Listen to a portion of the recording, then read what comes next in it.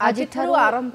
गुप्त गुंडीचा यात्रा श्रीक्षेत्र में दीर्घ 8 दिन धरी गुप्त गुंडीचा बा शाक्त गुंडीचा यात्रा अनुष्ठित होता है। ए समय श्रीमंदिर श्री दुर्गा माधव दोलमंडप साही स्थित माँ नारायणी मंदिर को विजय करते। 16 पूजार शेष 8 दिन धरी यह पीठटी चलचंचल हो उठे। रत्न सिंहासन माधव और दक्षिणी घर माँ दुर्गा मूर्ति गोटे रथाकृति विमान में रुंधा हुई गुप्त गुंडीचारे नारायणी मंदिर को विजय करते। एठारे किछि समय अवस्थान करी विभिन्न बंदापना भोग और आलती पर एक पालिंकी श्रीमंदिर को फेरी जाते। ए संपर्क में आम सहित आलोचना करने शिवप्रसाद लाइव रे जोड़ी होती। शिवप्रसाद, आज श्रीक्षेत्र में गुप्त गुंडीचा यात्रा आरंभ होती। 8 दिन धरी जो गुप्त गुंडीचा यात्रा है यार महात्म्य कौन रही?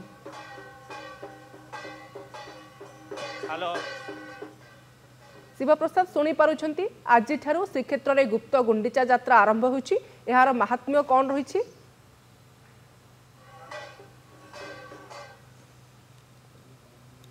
आज श्रीक्षेत्र में गुप्त गुंडीचा यात्रा आरंभ होती। 8 दिन व्यापी यह यात्रा अनुष्ठित होता है। यह समय श्रीमंदिर श्री दुर्गा माधव दोलमंडप साही स्थित माँ नारायणी मंदिर को विजय करते। शिवप्रसाद,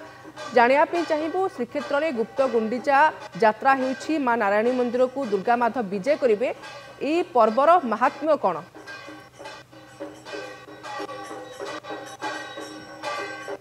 निश्चित भाव देखु आश्विन मसरे ये गुप्त गुंडीचा बा शाक्त गुंडीचा यात्रा अनुष्ठित होता है। आप देखिपे से दृश्य कारण दोलमंडप साही निकट माँ नारायण मंदिर को विजय होती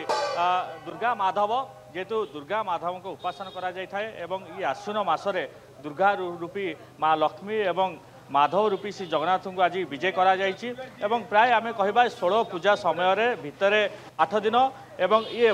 बाहर बा नारायण मंदिर निकट में 8 दिन ये यात्रा अनुष्ठित होता है। कारण आप जानते आषाढ़ मास शुक्ल पक्ष द्वितीय तिथि महाप्रभु गुंडीचा यात्रा अनुष्ठित है, जहाँ को आम रथयात्रा बोली कही था। से समय भाई भौणी की धरिकी ये यात्रा करते महाप्रभु सांगरे नहीं न था माँ लक्ष्मी को। एवं माँ लक्ष्मी जेतु राग अभिमान करते एवं माँ लक्ष्मी नीलाद्रि विजय समय प्रतिश्रुति देते एवं मानव भंजन पर रसगोला खुआई एवं से प्रतिश्रुति जो देते गुप्त गुंडीचा यात्रा करने एवं से यात्रा अनुष्ठित होती। आप देखिपे जो पालिया सेवायत मान अच्छा से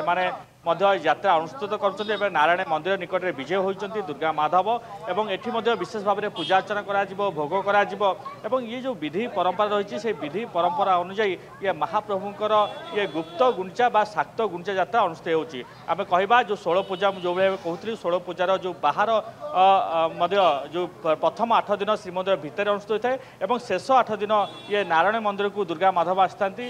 एठी पूजा अर्चना कराई था। कारण आश्विन मसरे श्रीमंदिर दुर्गा माधव उपासना कराई था। कारण ये दुर्गा माधव को विशेष भाव में पूजा अर्चना कराई था एवं यही दुर्गा माधव को बर्तमान नारायण मंदिर में बर्तमान विजय होती एवं प्रतिदिन यही भाव 8 दिन जाक महाप्रभु ये आसबे नारायण मंदिर निकट को आसबे एठारे विशेष भाव में पूजा अर्चना करा विशेष भाव में भोग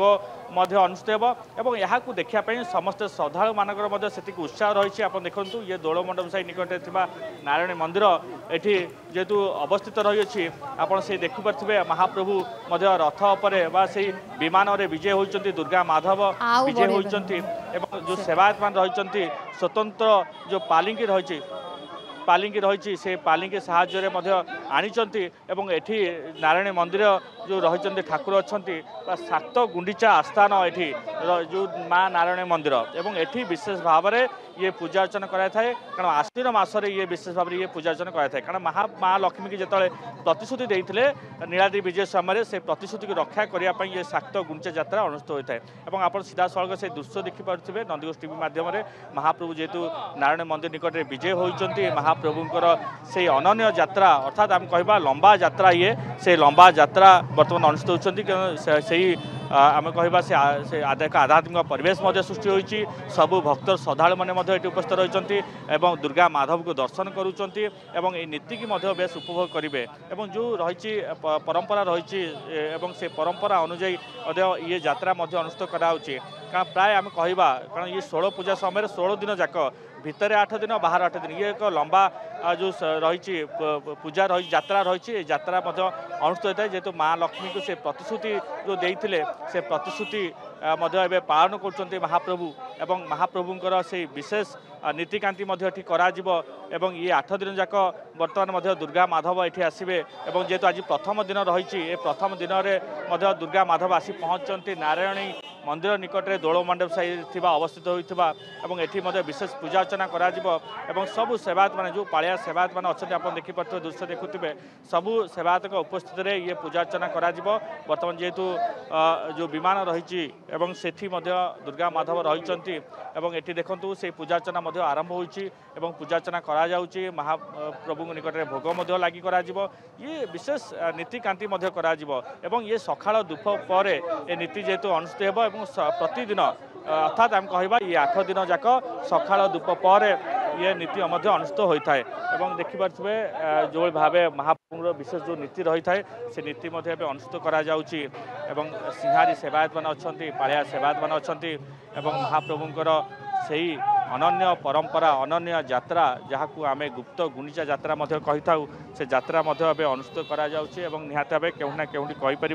महालक्ष्मी को गुप्त गुंडीचा प्रतिश्रुति देता से प्रभु जगन्नाथ एवं तेणु एणु यही प्रतिश्रुति संस्कृति और परंपरा रक्षा कर श्रीक्षेत्र ये यात्रा आज आरंभ हो जाइए निहाती भाव जो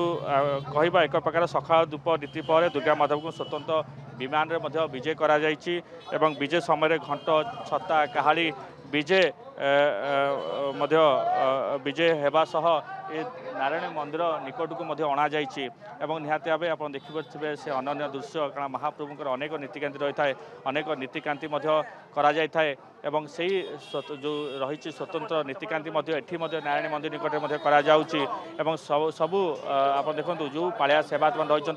से उपस्थित रही कारण ये एक निरा यात्रा कारण माँ लक्ष्मी को जिते प्रतिश्रुति देते से प्रतिश्रुति रक्षा करने यात्रा अनुष्ठित करा ये यात्रा जेहेतु श्रीमंदिर अनन्य यात्रा ये परंपरा ये संस्कृति एवं एवं पर्यंत जेहेतु बजाय रही निहाती भाव आप देखिपे जेहेतु आश्विन मास चलती आश्विन मसरे श्रीमंदिर दुर्गा माधव को विशेष भाव में पूजा अर्चना कराए से दुर्गा माधव को बर्तमान विजय होती से दुर्गा माधव